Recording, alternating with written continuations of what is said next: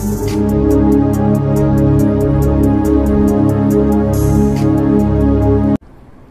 ప్రభువును రక్షకుడైన యేసుక్రీస్తు ప్రభు అత్యున్నతమైన నామమున, అతి శ్రేష్టమైన నామమున మీ అందరికీ వందనాలు.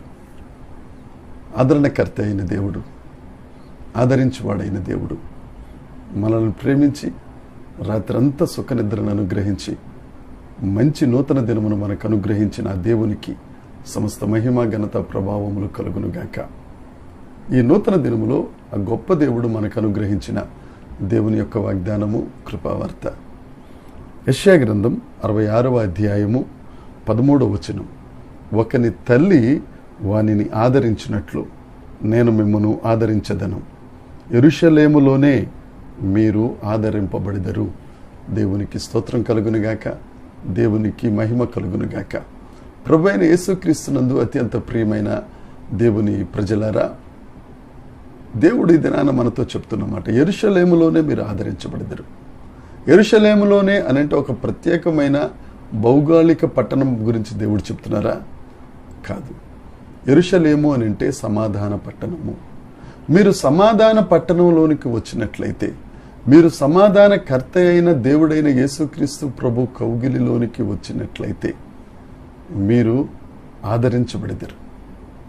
ఆ దేవుడి దగ్గరికి రావాలి, ఆ సమాధానాన్ని ఇచ్చే ఆ ప్రాణ ప్రియుడి దగ్గరికి రావాలి, నువ్వు ఆదరించబడతావు. అలా కాకుండా దేవుడి కాదనుకుని నువ్వు లోకంలో రకరకాల దారులు ఎత్తుక్కుని ఎక్కడెక్కడో ఆదరించబడాలని ఏయో ప్రయత్నాలు చేస్తే ఉన్న ఆదరణ పోయి, ఉన్న ఆ మనశ్శాంతి పోయి రకరకాల పరిస్థితుల్లోకి వెళ్ళిపోతావు. దేవుడు పిలుస్తున్నాడు, యెరూషలేములో మీరు ఆదరించబడతారు. ఒక దగ్గర ఒక చెట్టు ఉంది, ఆ చెట్టు దగ్గర నీడుంది అని అంటే వేసవి కాలంలో ఆ చెట్టు నీడకెళ్ళి మనం కాస్తంత వేడిమి నుండి తప్పించుకోవటానికి ఇష్టపడతాం. నేను నిన్ను ఆదరిస్తాను, సమాధాన పట్టణంలో నీకు ఆదరణ దొరుకుతుంది అని అన్నా మీరు రావడం లేదు, లేకపోతే మనం వెళ్ళడం లేదు అని అంటే ఒకసారి ఆలోచిద్దాం. మీరు యెరూషలేములో, సమాధాన పట్టణంలో, ఆత్మీయ యెరూషలేములో మీరు ఆదరించబడతారు. ఎలా ఆదరించబడతారు? ఒకని తల్లి వానిని ఆదరించినట్లు. ఈ లోకంలో ప్రేమలన్నిటిలో యేసయ్య ప్రేమ గొప్ప ప్రేమ, తరువాత తల్లి ప్రేమే. ఆ తల్లి ప్రేమ మనల్ని ఎంతగానో ప్రోత్సహిస్తుంది, ఆదరిస్తుంది, మనల్ని నడిపిస్తుంది. ఒక శిశువు ఆ తల్లి శరీరమును చీల్చుకుని బయటకు వస్తున్నప్పుడు ఒకంత కష్టమని అనిపించినా ఆ బిడ్డను చూడగానే ఆనందం వస్తుంది. ప్రసవ వేదనలో శరీరం చీలిపోయినా, ఆ బిడ్డను పెంచుతున్నప్పుడు గుండె చీలిపోయినా తల్లి పట్టించుకోదు. బిడ్డ క్షేమాన్నే కోరుకుంటుంది, బిడ్డ బాగోగులే కోరుకుంటుంది. ఏ కష్టంలో ఉన్న బిడ్డను ఆదరించడానికి తన వంతు కృషి 100% పెడుతుంది.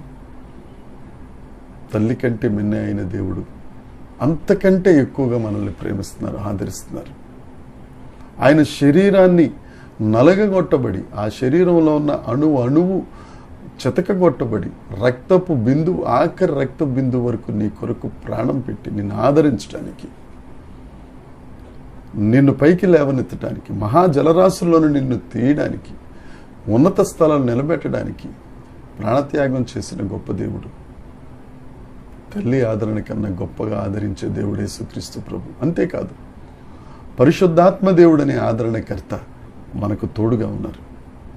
నువ్వు ఏ పరిస్థితులలో దిగులు పడుతున్నావో, ఏ పరిస్థితులలో వేదన పడుతున్నావో, ఏ పరిస్థితులలో నలిగిపోతున్నావో, ఆ పరిశుద్ధాత్మ దేవునికి నువ్వు విన్నవించుకున్నట్లయితే నిన్ను ఆదరించే దేవుడు నీతోనే ఉన్నాడు, నీలోనే ఉన్నాడు. ఆ పరిశుద్ధాత్మ దేవుడు నీ గాయాలు కట్టి, ఆ పరిశుద్ధాత్మ దేవుడు నిన్ను ఒక మనిషిగా నిలువబెట్టి పరిశుద్ధతలోనికి నడిపిస్తారు, ఆదరిస్తారు. ఈ దినపు వాగ్దానం నీ కొరకే నా ప్రియ సహోదరి, సహోదరుడా. ఏ పరిస్థితిలో నువ్వు నలిగిపోయి ఆదరణ లేక కొట్టుమిట్టాడుతున్నావో దేవుడు నీతో మాట్లాడుతున్నాడు. ఒకని తల్లి కుమారుణ్ణి, కుమార్తెను, బిడ్డను ఆదరించినట్లు నేను నిన్ను ఆదరిస్తాను, నేను నిన్ను నిలువబెడతాను, నేను నీకు సహాయం చేస్తానని దేవుడు పిలుస్తూ ఉంటే ఎంతకాలం దేవునికి దూరంగా ఉంటాం? దేవుడి దగ్గరికి వద్దాం, ఆదరణ పొందుదాం, అనేకులకు ఆదరణగా, అనేకులను ఆదరించే వారిగా మనం ఉందాం.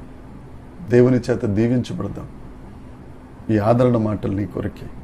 దేవుని ఆశీర్వాదాన్ని పొందుకో, దేవుని ఆదరణను పొందుకో, ఆనందంతో బ్రతుకు. దేవుడు నిన్ను దీవించునుగాక. దేవుడి మాటలు మనందరి వెనుకిడిలో దీవించి ఆశీర్వదించి ఫలభరితం చేయనుగాక. ఆమేన్. ప్రార్థన. పరలోకమందున్న మా తండ్రి, పరిశుద్ధుడా, గొప్ప దేవుడా, నీకు స్తోత్రం. జీవము కలిగిన యేసుక్రీస్తు ప్రభువా, నీకు వందనాలు చెల్లిస్తున్నాం.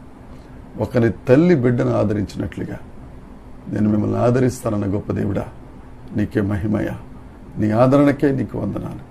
పరిశుద్ధాత్మ దేవుడా, మీకు స్తోత్రాలు చెల్లిస్తున్నాం. మీరు మాతో ఉన్నారు, మమ్మల్ని ఆదరిస్తున్నారు. ఆదరణ కర్తవు ప్రభువా, నీకు స్తోత్రం. నైనా ఈ వాక్యం అన్న ప్రతి ఒక్కరిని ఆదరించి దేవనైన వారి బ్రతుకులను గొప్ప అద్భుతమును జరిగించి మహిమ పొందమని యేసుక్రీస్తునామమున ప్రార్థించి అడిగి వేడుకొనుచున్నాం తండ్రి. ఆమేన్. దేవుని కృప మనందరికీ తోడై ఉండునుగాక. ఆమేన్, ఆమేన్, ఆమేన్.